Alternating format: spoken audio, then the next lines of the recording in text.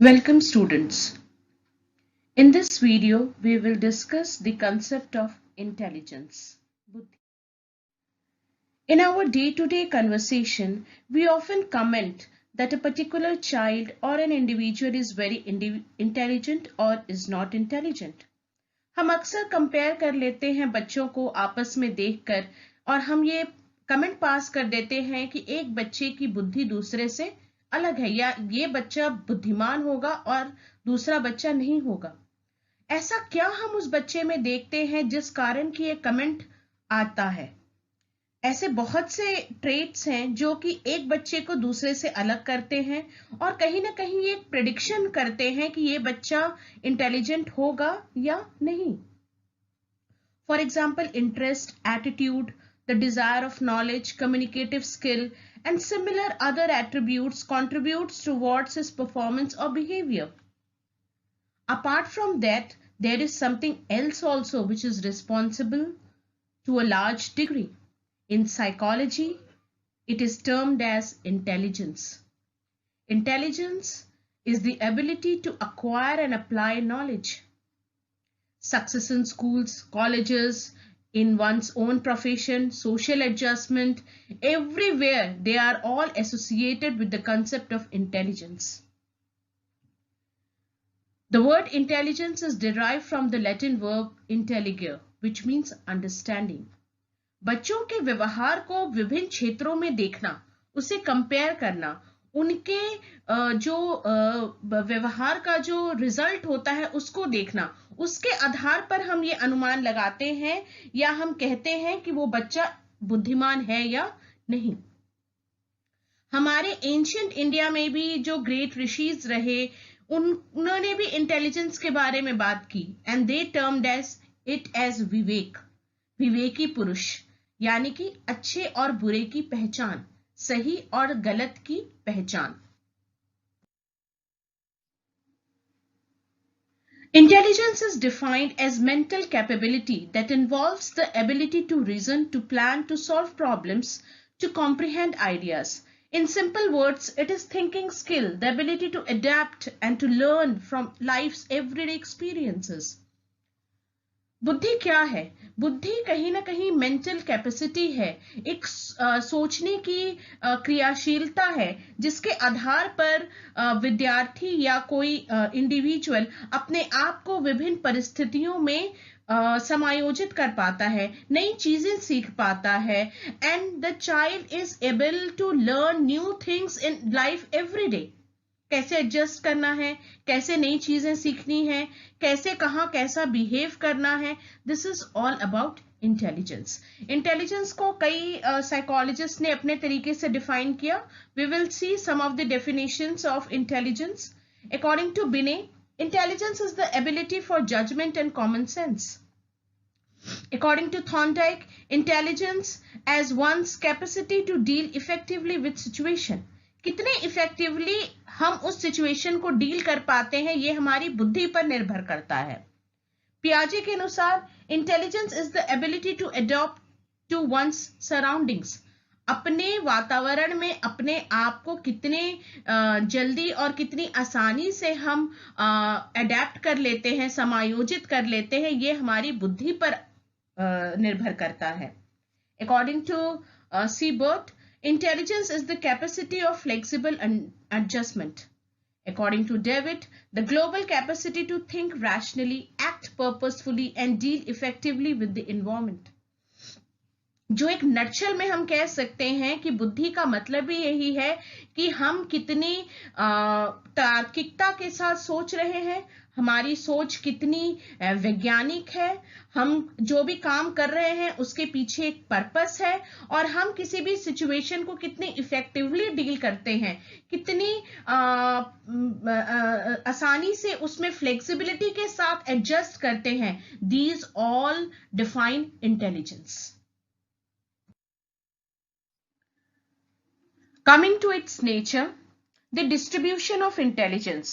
The distribution of intelligence is not equal among all human beings. It resembles the patterns of distribution of health, wealth, beauty, and similar other attributes. जैसे कि हमारी personality के different traits हम सबों में एक समान नहीं होते, उसी प्रकार से बुद्धि भी हम सबों में एक समान नहीं होती. It is based on this principle of normal distribution. It is a normal distribution which states that the majority of the people are at the average, a very few are bright and few are dull. एक normal probability curve में जिस प्रकार से हम विभाजन करते हैं, उसी प्रकार से बुद्धि का भी विभाजन होता है. ज्यादातर एवरेज जो होते हैं, majority of the people are at the average. Average point पे सबसे ज्यादा लोग पाए जाते हैं. उनमें से कुछ जो होते हैं वो अबव एवरेज होते हैं और कुछ जो होते हैं वो बिलो एवरेज होते हैं. Next, individual differences and intelligence. While individual differences exist among individuals with regard to intelligence also, no two individuals, even identical twins or individuals nurtured in identical environments, are endowed with equal mental energy. The tests have shown that the intelligence vary from individual to individual, and sometimes it varies in the same individual from age to age and situation to situation. जैसे कि कोई भी दो व्यक्ति एक समान नहीं हो सकता, उनकी बुद्धि भी एक समान नहीं होती, चाहे वो आइडेंटिकल ट्विन्स ही क्यों ना हो. और कई बार वो जो सेम व्यक्ति है, जो जिसका इंटेलिजेंस है, वो भी कई बार बदलता है एज टू एज और situation to situation. Intelligence and the change in the age. ये माना जाता है कि जैसे बच्चे बढ़ते हैं, उनका इंटरैक्शन उनके एनवायरनमेंट के साथ बढ़ता है, वो नई नई चीजें सीखते हैं और उनका इंटेलिजेंस लेवल भी धीरे धीरे उसके साथ बढ़ता जाता है. लेकिन जो वर्टिकल ग्रोथ है इंटेलिजेंस का, वो एक समय आने के बाद रुक जाता है. स्टडीज ने ये प्रूव किया है, after the child attains puberty, that is adolescence period, the vertical growth of intelligence stops, it ceases, रुक जाता है. But the horizontal growth of intelligence, it continues with throughout the life. Horizontal growth of intelligence, that is achievement, जो success है, achievement है, learning through experience है, हमारी जो acquisition of skills है, न्यू नॉलेज है, it never stops, it continues throughout the life. That is the horizontal growth of intelligence which continues throughout the life. Then next is the intelligence and the success. Many studies have been conducted to find out whether men are more intelligent or the female. It may therefore be stated that, based on these studies, that differences in sex does not contribute toward differences in intelligence. We cannot give a statement that boys are more intelligent than the girls or the girls are more intelligent than the boys. It depends upon person to person. Sex is not the limitation on over intelligence. ऐसा नहीं है कि लड़के हैं तो ज्यादा intelligent हैं और लड़कियां हैं तो कम इंटेलिजेंट है, ये कहना गलत है. नेक्स्ट, इंटेलिजेंस एंड रेशियल और cultural differences.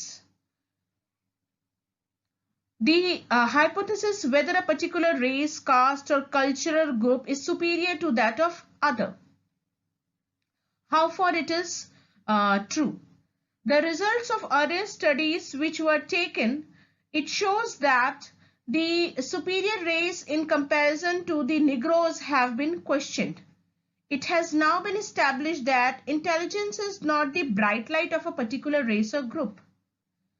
The bright and dull can be found in any race, any culture, which are found can be result of environmental factors and influences.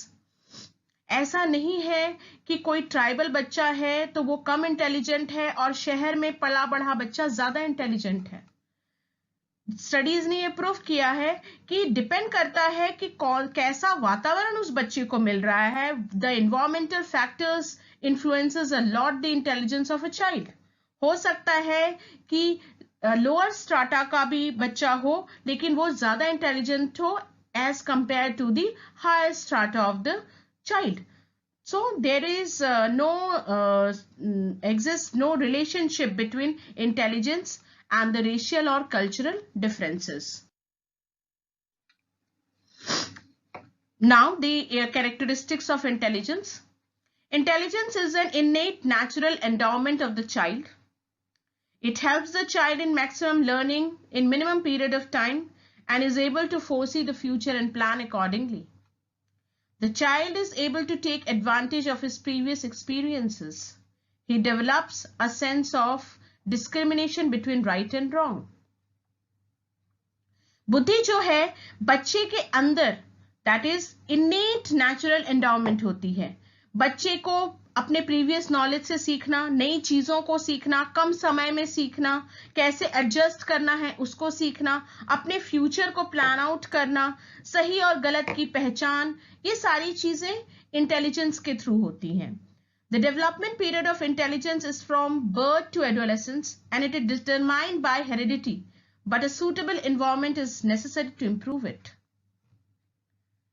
जो बुद्धि होती है वो बचपन से लेके जैसे जैसे बच्चा बढ़ता है वैसे वैसे वो बढ़ती है और कहीं ना कहीं ये हेरिडिटी का बहुत इम्पैक्ट पड़ता है इस पर. साथ ही साथ वातावरण का भी इक्वल प्रभाव होता है क्योंकि वातावरण ही उसे सही मायने में वो सिचुएशन देगा ताकि वो उस बुद्धि को सही रूप में इस्तेमाल कर सके and necessary it will give a suitable condition to improve it.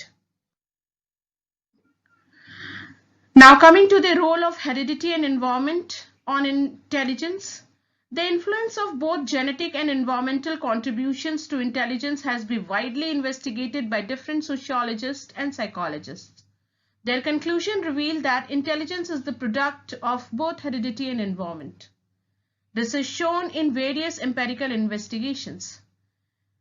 ये पहले एक विवाद का विषय था कि वंश और वातावरण ये दोनों का क्या प्रभाव पड़ता है बुद्धि को बढ़ाने में. केवल एक का प्रभाव पड़ता है बुद्धि के विकास में. काफी डिस्कशंस के बाद काफी साइकोलॉजिस्ट और सोशियोलॉजिस्ट ने अपने एक्सपेरिमेंट्स किए. उसके बाद ये कंक्लूजन आया दोनों का इक्वल प्रभाव पड़ता है किसी की भी बुद्धि को प्रभावित करने में, उसके विकास करने में. Genetics determines the inherent aspects of intelligence, while the environment influences its development. Genetics जो होते हैं, जो वंशानुक्रम होते हैं, वो उसके जो अडॉप्ट किए होते हैं इनहेरेंट एस्पेक्ट्स ऑफ इंटेलिजेंस को प्रभावित करते हैं जो उसके जीन्स में होता है. और जो वातावरण होता है वो उसके विकास में जो उसने इनहेरेंट किए हैं एस्पेक्ट्स उसके विकास में उसको प्रभावित करता है. The environment provides opportunities for the development of intelligence that genetic dictates. वातावरण उसको वो अपॉर्चुनिटी देता है, उसको वो जगह देता है, उसको वो स्पेस देता है जहां पर वो अपनी बुद्धि का विकास कर सके, उसका उपयोग कर सके जो उसके अंदर पहले से विद्यमान होती है. Genetic influences are heredity as seen in traits such as different forms and levels of intelligence inherited from parents. The environment is the physical and social surrounding in which people abide. A person's genetic capabilities are realized in interaction with the environment. So intellectual development is limited, but not completely defined by genotype. It is clear that a person's genetic determine their intelligence, but the environment provides the opportunity or limitation for the development, and so both play a complementary role in contributing to intelligence. Intelligence can surely be seen as hereditary, while the environmental influences how far and wide it will develop or feel. Genetic जो influence होते हैं, hereditary होते हैं, वो traits हमारे अंदर we inherent those traits, वो traits हमारे अंदर हमारे पेरेंट्स के थ्रू आते हैं. कुछ चीजें हमारे अंदर जेनेटिक होती हैं और लेकिन उसको इस्तेमाल करना, उसको एक प्लेटफॉर्म प्रदान करना, उसको पूर्ण रूप से विकसित करने के लिए एक अवसर प्रदान करना, ये अवसर हमें वातावरण प्रदान करता है। अगर हमारा वातावरण हमें वो प्लेटफॉर्म और वो अवसर प्रदान नहीं करेगा तो हमारे अंदर जो भी हमारी ट्रेट्स हैं, हमारी जो भी इनहेरिटेंट कैपेसिटीज हैं, it will not develop properly and we will not be able to use our intelligence और develop our intelligence. So, when we talk about the development of intelligence, the role of heredity and environment both play very important role. Some of the evidence in support of the role of heredity, which were examined and experimented by the psychologists.